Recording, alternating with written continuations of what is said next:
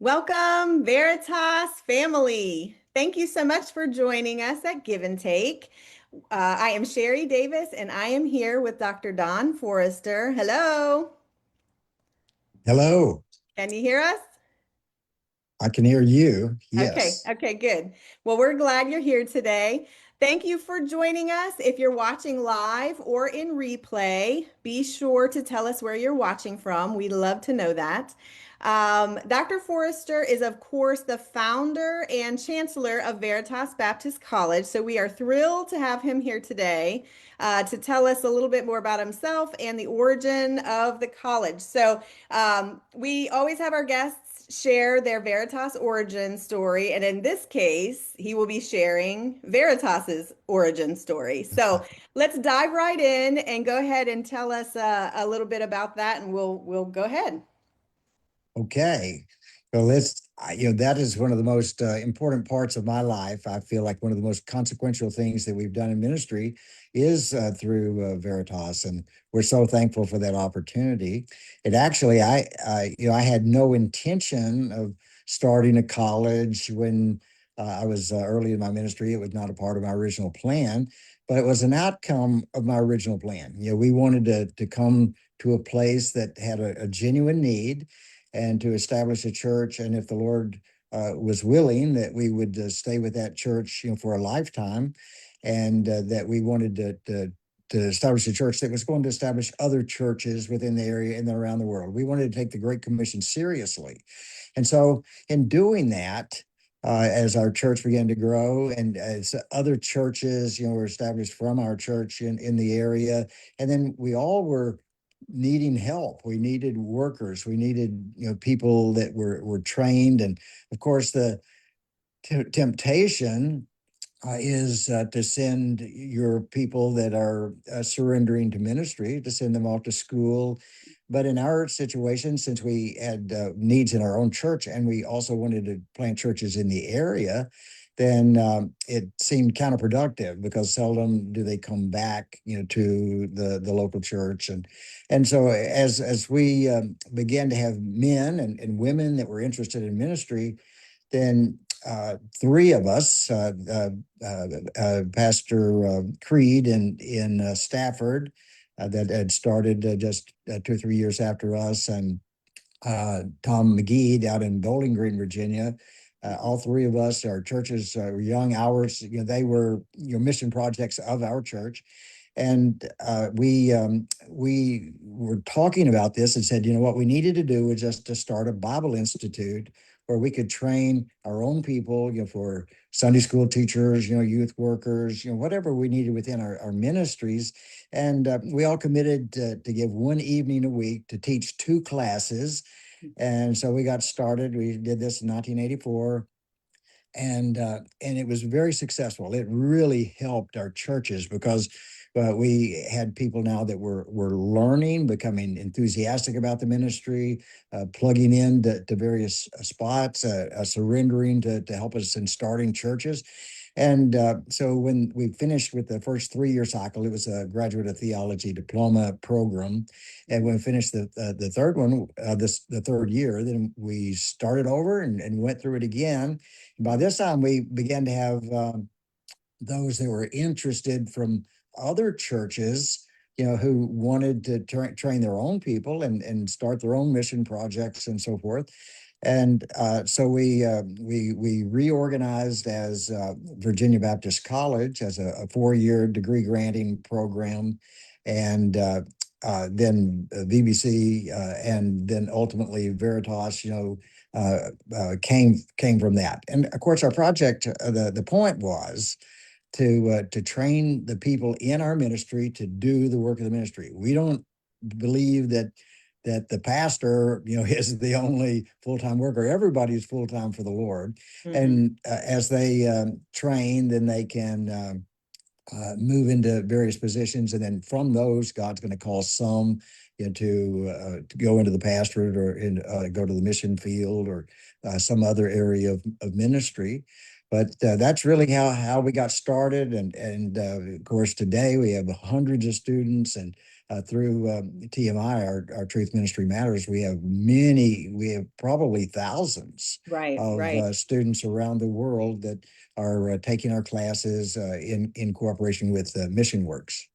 I have heard this story many times over the years, of course, as we have worked together these many years at Veritas. But one thing that stands out to me so keenly right now is the previous guests that we have had, both students from the student perspective, have just genuinely loved the idea of staying in their home church where they're plugged in. So you're giving it to we're hearing from the pastor's perspective of, we really want to keep our people in our church because they are plugged in. And it's interesting to hear both sides of the story because the students from the prior guests were just, man, we don't want to go off to school. We're really plugged in. We love our ministry. What's the solution? And Veritas has been the solution for both the pastor and Yes. for the student. We feel like it's a great program because it keeps them active in the church. And oftentimes when people go off to school, they never really get plugged into areas of service, Sure. within the ministry, that they're where they're located. And sometimes, they even, just lose their way. And so this, we just feel like people ought to bloom where they've been planted and Hmm. that bear fruit, and that's now, that doesn't mean that people are not going to leave our ministry to be involved in other ministries. That is a part of the process. Again, we do want to send out people, but we want to have the advantage of our church maturing and growing and prospering as in that process. We feel like it's best for the church, it's best for the pastor, it's best for the student. Yeah, that's good. Thank you so much for taking the time to do that again. Like I know, like I said, we've probably heard that story a little bit, but if you haven't heard that story, we wanted to share with you just how Veritas began, and it's had several iterations over these over 40 years now, and we're excited to have Dr. Forrester here to kind of tell us that recap. Let's move into our Ministry Matters segment, which is just where you're going to share what's been on your heart, what you've been thinking about, what do you have for our community today? Well, I've been thinking about if I could give advice, to students. And matter of fact, I just jotted down this as a title as getting the most from your educational experience. Mhm. We all are here for a reason. We've all signed up for classes, or we're teaching, or we're engaged in one way or another. But how do we get the very most, out of that? Now, I could actually list about 50 things, but we really don't have time for that. Mhm. And so I've listed 7 things that if I were talking to a new student at Veritas, that I would like to give them these points as a matter of personal advice. And I've loosely based these comments on the life of John Mark in the New Testament. Because I think he's a good picture. He's someone that we barely meet. We just have a little incident in Mark chapter 14, where a young man, when the disciples are forsaking Jesus after his arrest, then there's a little story about a young man that was caught by uh, uh, by the young men that were in the crowd that were arresting Jesus, and that he literally had to leave his coat behind and flee.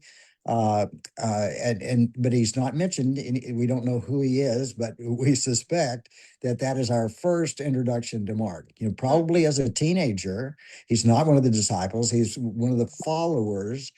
He's specifically said to be a young man, and he does something that is certainly lacking in courage. But his example in that situation was not very good either, since all the apostles were fleeing as well. Uh-huh. But then in Acts, the first time we actually have him mentioned by name is in Acts chapter 12, when Peter is taken into prison. If you'll remember, James is martyred and Peter's taken into prison, and they have a prayer meeting, and they meet at the house of Mary, the mother of John Mark.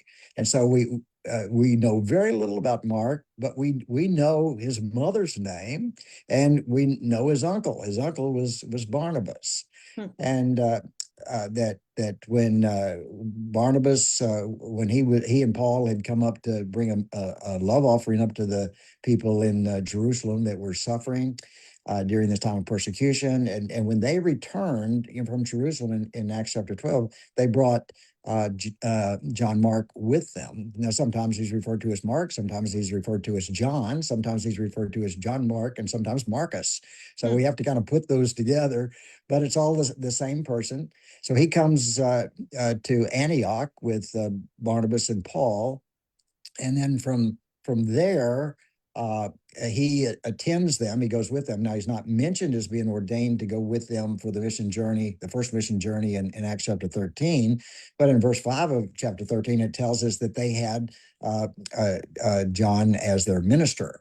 And that is, he was their servant, he was their assistant, he was the one that took along to help them in the project. Still, a young man, and in the process of his Christian training. But then just a few verses later, he abandons course. He returns to Jerusalem and doesn't go with them to the work. And so when Paul and Barnabas come back from the first missionary journey, making their report, ultimately, then they go to the Jerusalem conference, and then they are making their plans for the second missionary journey. Barnabas wants to take John Mark. Paul does not. And matter of fact, Hmm. they have a very strong argument, a quarrel, a sharp division over John Mark. Uh, and ultimately, Barnabas takes Mark, and they go to Cyprus. Paul takes Silas, and they go on the missionary journey. And so that we see him serving. We see him. Uh, uh, being the center of controversy because he doesn't finish his work. Hmm. He doesn't complete the job that he had to do on that first missionary journey. So Paul, being the strong choleric personality, I said, no, he's not going. Barnabas, being the consoler, the comforter, the exhorter, the person that takes people under wing and builds them up. Matter of fact, Paul was part of Barnabas's project. Hmm. He took him under wing when he was not accepted by the others, and he takes Mark, and they go to Cyprus. And then we don't have any other real information about what Mark does. But we find him all over the New Testament. Paul is expressing his appreciation to Mark, and in Colossians chapter 4. We have him mentioned by Paul in Philemon. We have him mentioned by Peter from Rome in 1 Peter chapter 5 verse 13. Matter of fact, Peter calls him his son. So that's the kind of relationship they had. Hmm. Uh, and then of course when Paul was facing death, then he writes to Timothy, and he says, "Listen," he said, "Luke's with me. He's the only one that's with me." He says, "Demas hath forsaken me, but John Mark, you send him to me. I need him. I would benefit, from his service."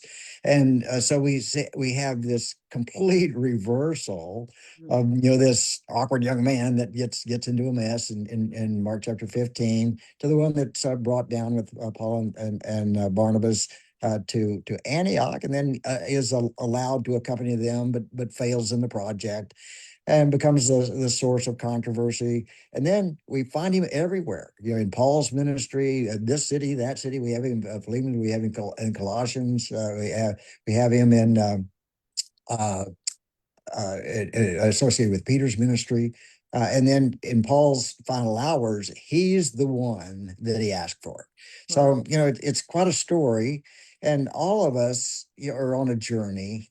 And we need the one thing that John Mark had going for him was that he had people around him giving him opportunity to put him through various situations. There's some failures, and there's a lot of successes, obviously, Yeah. but that's really what we want with our students. We all come to our education, to in this case, particularly to VBC, Mhm. from our own situation. We have people around us, but in our education, how do we get the most from that? How do we let it build us and grow us and make us who we need to be for the Lord?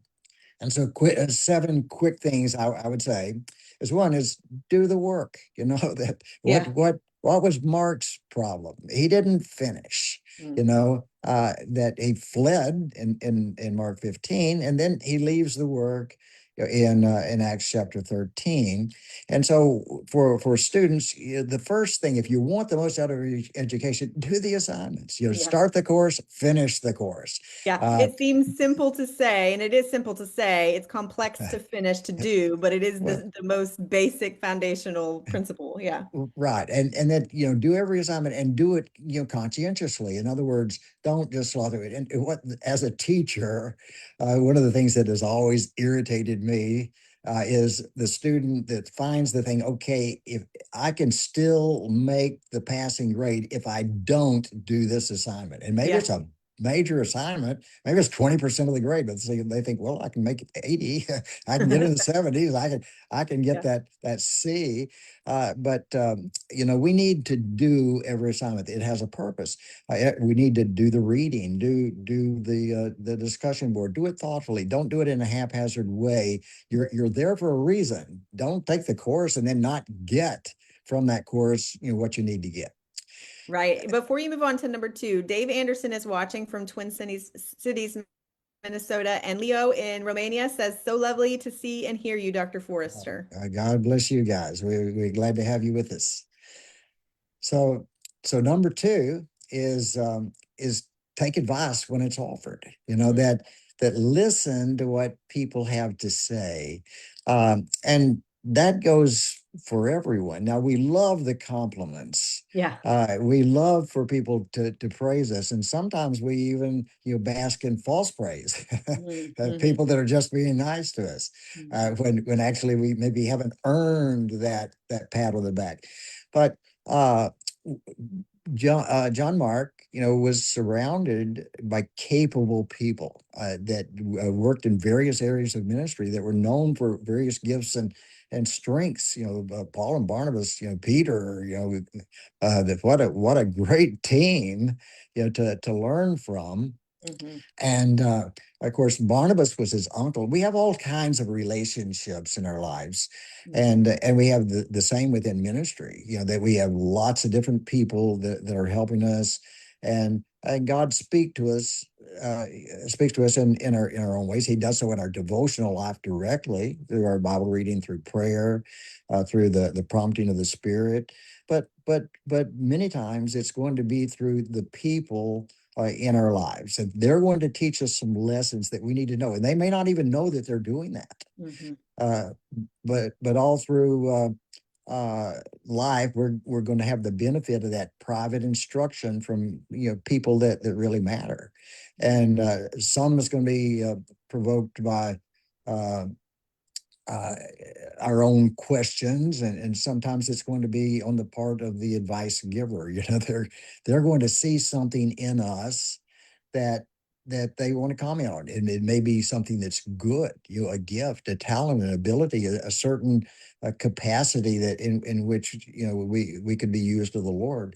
And sometimes it may be to warn us, that this is a bad habit, this is not a good trait, this doesn't look good. you Mhm. know uh, so sometimes we solicit advice, and sometimes advice is given. And most people, we love advice when it's solicited. We do not when it's not solicited. Yeah. There But comes don't. a great deal of humility to subject yourself in that way, to Right, hear that kind of constructive criticism. Exactly. right. And so don't uh, discount what other people have to say. There's something there for us, because uh, sometimes our reaction is, well, that's just not true, or well, Mhm. you're just being critical, or whatever. Well, uh, there's something for us to learn, and something we're getting here into Christmas time, and something I've noticed in reading the Christmas story is that how often Mary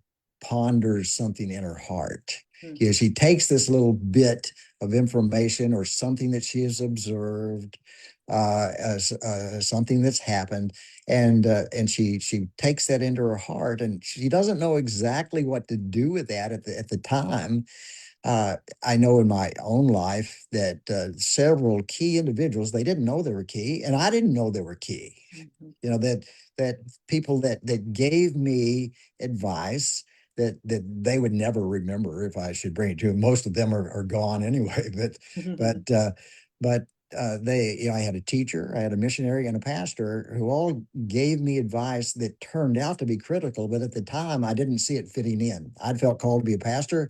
They mentioned other areas of ministry that where they felt like I could be of service, all of which in the long run became an important part. As a matter of fact, teaching, you know, was one of the things suggested, which, yeah, I didn't, and as a teenager, I didn't see any connection between pastoring and teaching. You know, these are totally different things. Of course, Mhm. that's laughable today, but at the time, you know, I squirrel those away in my mind, you know, but I discounted them. I didn't not see them, but I did hold on to that. Mhm. And ultimately, you know, it became very useful. Well, number three is seek counsel when needed. When we find ourselves in trouble and don't know what to do. Now, listen, even on simple things like doing an assignment. You know, Mhm. I always in my syllabus I give my number and my email, and if you're not sure what to handle, rather than just postponing and procrastinating because I don't really know how to get started, well, give me a call or email, text me, and that goes for others that would be more key in your life. Your pastor, a youth pastor, a parent, Mhm. an uncle, as in Yep. the case of Barnabas. But you know, there when we need help, get help. You know, as a matter of fact, that's just a part of growing up. It's a part of maturity in the Christian life. It's when we're facing something where we need counsel, seek counsel. You know, Right. there's wisdom in the multitude of counselors. Yeah, and there's, Uh, especially in the context of an educational system, when the student doesn't reach out there or goes AWOL, right? Like if an right, instructor has reached out to them and then they just shut down because it's scary, I don't know exactly what to do. I'm a little bit embarrassed, a little bit afraid. right. You have to just get to the place where you are willing to accept the help that's being offered and seek Well, it out. and to say, you know, I don't quite understand this. I'm not sure that I'm on the Right. right track. Uh, and myself, you know, as a student, as a blind student, you know, I always had to make contact with my teacher and work out ways that I was going to do certain things that were going to be difficult. You know, how was I going to take tests, that sort of thing. And Hmm. so I by necessity, you know, established a personal relationship with all of my teachers, which turned out to be of huge value to me in my life. Hmm. And I'm encouraging students make a practice of establishing quickly, you know, a relationship with your teacher, Yeah. Good. and because they're not only going to be a help to you in guiding you through a course, but that is a lifelong contact. And matter of fact, I cherish the relationships that I have with students that have taken my classes that have stayed in touch, you know, where they've come to see me and dealing with certain issues where they needed some advice, or they've asked me to come there, you know, to speak to a certain thing or whatever. But we've had this continuing relationship that's gone on for years and sometimes now for decades. And as a result, we've become personal, committed friends. We no longer think of ourselves as teacher and student, Hmm. but rather as co-workers in as laborers in the Lord's work. I would love to hear, I'd love to talk about that for a long time because I think that is one of the hallmarks of Veritas. Our instructors love the students in the classroom and far beyond the classroom. Yes, But I know you yes. have four more points to get to. So let's move on because I don't want to miss them. I feel Yeah. like these are going to be all good. And then learn from your experiences. But for instance, John Mark, he learned from his experiences, and that's now. Listen, all of us are going to have some things that we look back on in life and say, you know, I did not handle that well. You Hmm. know, I wasn't the best in this situation. As a matter of fact, maybe I was the worst in this Right. situation. And you know, John Mark abandoned ship, you know, when in near the beginning of his mission. But that was not the end. Now listen, Paul, you know, his attitude toward toward Mark in that situation was it is the end. As far Yeah. as he's concerned, Right. he's not going with me anymore. But Mhm. but thank the Lord, we have some Barnabases in our lives that are Amen. willing to help us through that and bring us on because did was a mark of value in his life? Did he learn from his lessons? Yes. Not Yeah. only was he a finisher, he is a contributor to the New Testament. He wrote one of the four Gospels. What greater credit could you Right. have to your life and ministry, and everything that's said about him from that point forward is complimentary. Matter of fact, that if you look at the references for John Mark, most of them are just saying, "Thank you, Mark." Yeah, thank Wow. you, Mark. And both in Paul's situation and in Peter's, all of them, making reference to him in a very complimentary way. So learn from your experiences rather than let And them I'm defeat grateful you. to have, I think we all could say this. I'm grateful for the Barnabases in our lives, right? Because we are all John Mark at some point. And there has been Barnabases that along our way that have given us grace and taken us in, taken us under wing, guided us, refined us a little bit. I'm so grateful for that. And then I'm grateful to be a Barnabas to those, to Right, see right, through and to kind of repay that favor. right. Right, exactly. And the exhorter, for those of us that kind of feel that that's an area of giftedness, Mhm. then that's a primary task is to bring people from weakness to strength, from immaturity to maturity.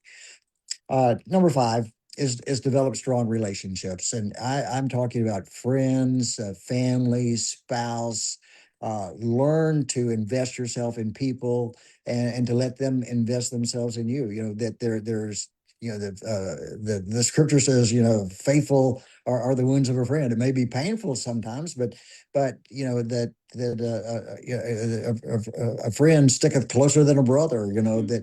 That uh, when we're in high school and you're graduating high school, you think, okay, these are my friends for the rest of my life, and you may have one or two that actually last. I have one really good friend that from my high school days, but mostly, at that point, you're there because you're all forced from the same neighborhood to go to the same school, Right. but it's going to be in your college and your graduate school years that you really form some deep friendships because you're on the same page. You're studying the same things. You're interested. You're committed to the Lord. Your lifestyle, your heart is focused in the same direction. And when it comes to I went through college so fast, attending three colleges. I graduated in 2.5 years. I was in a hurry, Mhm. but seminary, where I spent 3 years in seminary and then a year in my doctoral research. But the uh, those I have scores of friends, from that time period. And then within ministry and within the church, again, hundreds and maybe thousands of friends. Relationships are very important, and treasure those and build them. You don't just take advantage of friends, you be a friend. Yeah. Your teachers, your friends, your family members, uh, builds strong relationships. Well, number six is be moldable. That growth requires change. Mhm. There's a lot of difference between the cocoon and the butterfly. A lot of things happen in between, Yeah. and we look a little different. We go through stages of. Uh, that's why I'm saying store up all of that advice that you don't know what to do with at the moment, because at another stage of your ministry, that might be the key thing that triggers the right response, for you. We want to be moldable, and then we also want to be willing to break the mold. Mm. That sometimes we find ourselves trapped in a certain uh, uh, uh, state of mind, in immaturity, that we have to be willing to say, you know what? that's not right. I need to handle myself differently. I need to follow a different course. We need to be willing to make the changes. The Lord is conforming us, and that means change, Yeah. molding, growth. It insists on that. Then number seven is just be faithful. Don't quit. Mm, And if you do, in the case of John Mark, then we're going to rededicate ourselves, to the task. We're going to make sure that that's not a pattern in our life. Now, there are going to be times that we've done the wrong thing, and there may be times that we do the wrong thing in the future. But don't let that be typical for you. Don't be a quitter. Be faithful. As a matter of fact, I like that where Paul is sending for Mark, that in that passage, he talks about three different individuals. He says, Luke is with me. He's the only one that's still with me. Luke was mm, faithful, all the way through. Luke was faithful. Uh, but Demas hath forsaken me, having loved the things of this present world. mm, Demas abandoned ship in Paul's, most trying hour as he was facing a beheading by the emperor. But Mark, had come to a place that he was essential. Paul needed him, mm. and he sends for him, in his last hours. So, it, we want to avoid being the Demas. We want to make the characteristic of our life to be the Luke, but for most of us, our greatest opportunity is to be the John Mark, where Yeah. we go through our trials and tribulations, but we listen to people. We take advantage of the people around us and the lessons we can learn from our experiences. And we come to a place of genuine usefulness with a lasting contribution to the Lord's work. And I love the common theme with all of these characters that you're bringing up, the idea of humility, because it took great humility for John Mark to continue in, right? Having Right, right, basically left the right, project and whatever that looked right, like, whatever that deal was, right. but then to still be mentored by Barnabas, so much so that he was needed at the end of Paul's life, but also a humility on Paul's part to say, "Hey, I got this wrong. Absolutely, absolutely. You had an event in your life that caused me to think one way, and then there was another. So he had to come Yeah. back and likely apologize or make that right or whatever. It's so much so that John Mark was a pivotal part of his life. Right, yeah. And there's we all have our temperament, we all have our own spiritual gifts. We're different people, we're different personalities. And I've heard so many arguments and even sermons on who was right, who was wrong, and when it Yeah, came to Paul and Barnabas. And personally, I think that's the wrong question, that and the wrong answer, yeah, that Paul was who Paul was. He needed somebody he could count on sure. that was not going to jump ship. Right. And John Mark had not produced that. Hmm. Uh, but Barnabas had the soft heart and saw potential in people that wasn't yet there, brought to fruition. Hmm. And that both men were greatly used of the Lord, and both, related. Matter of fact, we find them not separated in the years ahead too. They both speak well of each other. Hmm. So we need to know we come to situations. One person, for instance, I've always said it in pastoring, and the abilities that we need are so different because they're dependent on where we're pastoring and what people. If you're in a farm community, it's one thing. If you're in an inner city, it's another. You better be good with a gun and a knife. you know that it's a different makeup of the people that are your parishioners, so to speak, and the situation. So God uses us all in different ways, and we may react to certain things in exactly the way the Lord wanted us to react. That Sure. we're true to ourselves, and because neither one of them are condemned, Right. in the Bible, and in fact, they both went on to do great works. And of course, Paul is the great shining light of the New Testament outside of the Lord Jesus himself. Hmm. Well, thank you so much for bringing that. I think these are 7 great ways to get the best out of your Veritas experience. And I think that bringing that story to light, I think it's super helpful, and it gives an encouragement, especially to those students who are watching now they're at the week 7 or something of their term, and they're feeling Uh, that wall, like the uh, the urge to quit is real. The papers are looming, the projects are overhead, that kind of thing. And to hear this, I and think would be a good yeah. encouragement for And them. even more so, you're at the end, and you're determined to gut your way through those last couple of weeks. But the issue is, do we sign up for the next session? And Right. that's where I'm saying, sign up. Let's get Yeah. this done. Don't quit. Your education is not one course. You're Yeah. not done till you're done. That's good. Good. That's good. Don't quit. And if you're watching today and you are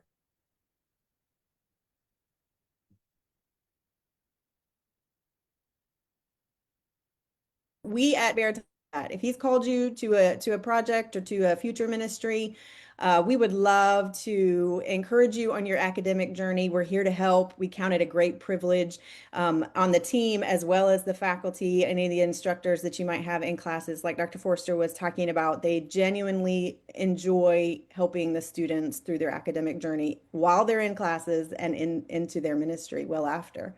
Thank you again, Dr. Forrester, for popping in with us today. Again, this is Thanksgiving week. And before we pop off here, tell me what you're excited about for Thanksgiving dinner. What is your favorite? It's probably hard to narrow it down for you, but what's your favorite food that we have on Thanksgiving?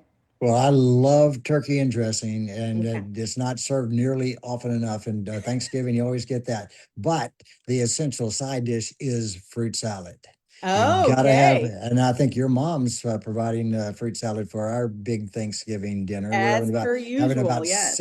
having about 60 at our house on Thursday, and We we're fortunate to have Sherry and her family with us. Yeah, we do it up big for Thanksgiving. That's true. That is for sure. Yeah, I'm excited about that. And we're excited about Thanksgiving. We hope that you guys there in the community enjoy a great Thanksgiving and are able to thank the Lord for the many blessings that He's brought your way.